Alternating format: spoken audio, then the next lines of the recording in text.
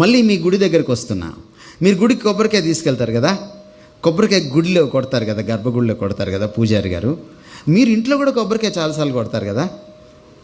మీరు ఇంట్లో కొట్టినప్పుడు కొబ్బరికాయ నీళ్ళు ఏం చేస్తారు? పట్టుకొని తాగుతారు కదా.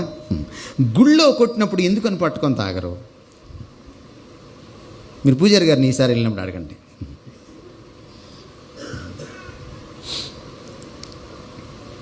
నా రెండో ప్రశ్న, కొబ్బరికాయ స్వచ్ఛమైన నీరు కదా, కొబ్బరికాయ కొట్టడం ఎందుకు? కిన్లే వాటర్ బాటిల్ కూడా కొట్టచ్చు కదా, ఎందుకు కొబ్బరికాయ ఒకటే కొడతాం? ఈసారి వెళ్ళినప్పుడు మళ్ళీ మీరు అడగండి, మీకు చాలా ఆసక్తికరమైన జవాబులు వస్తాయి పండితుల దగ్గర నుంచి. ఎందువల్లంటే అక్కడ తర్పణం జరగాలి, తడవాలి. కొబ్బరికాయ మరి రక్తం లేదా కొబ్బరికాయలో? ఒకప్పుడు రక్తం చిందించేవాళ్ళం. బుద్ధుడు వచ్చాక జీవహింస చేయకూడదని చెప్పాక మనం కూడా మార్చుకున్న మత సంస్కరణ జరిగింది భారతదేశంలో. జరిగి ఆ జీవహింస స్థానంలో, జంతు బలి స్థానంలో ఏమొచ్చిందంటే కొబ్బరికాయ వచ్చింది, కొబ్బరి బలి వచ్చిందన్నమాట.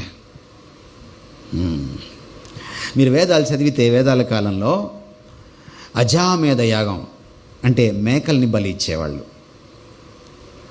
అంతేకాదు అశ్వమేధ యాగం, అశ్వమేధం అంటే గుర్రాల్ని బలి ఇచ్చేవాళ్ళు.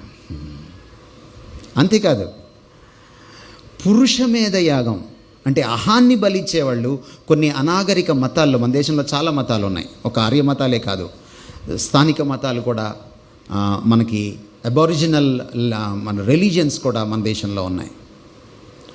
అక్కడికి మీరు వెళ్ళి చూస్తే మనుషుల్ని బలి ఇవ్వడం కూడా ఉంది.